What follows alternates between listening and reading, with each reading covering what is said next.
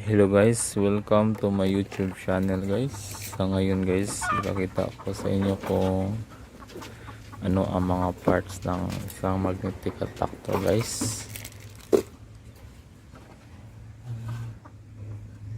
Ito magnetic tractor nga ito guys ay made in China po ito guys. Shinri Electric magnetic switch.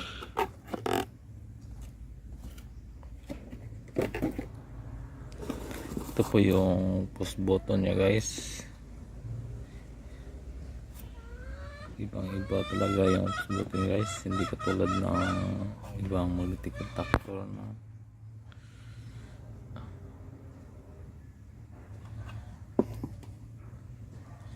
ito po yung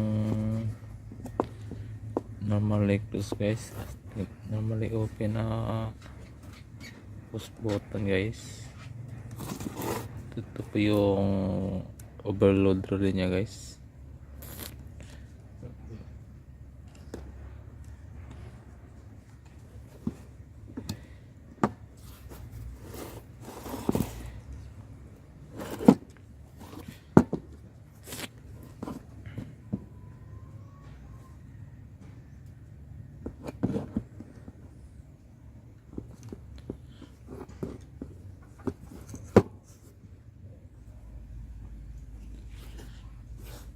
Yung mga terminal guys, yan ang mga terminal niya guys. At dito naman yung ating fuel terminal guys.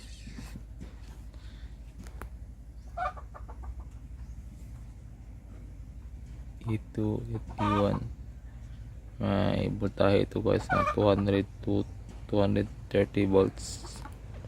At may frequency ito guys na 50 Hz to 60 Hz.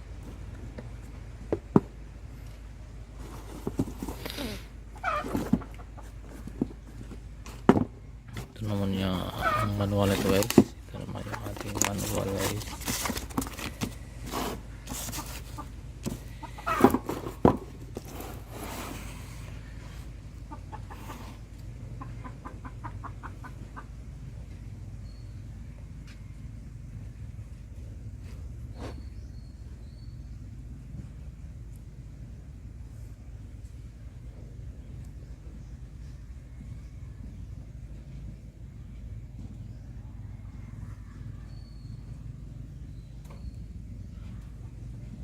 Kuya, ganun nga isa sa kagyaw yan.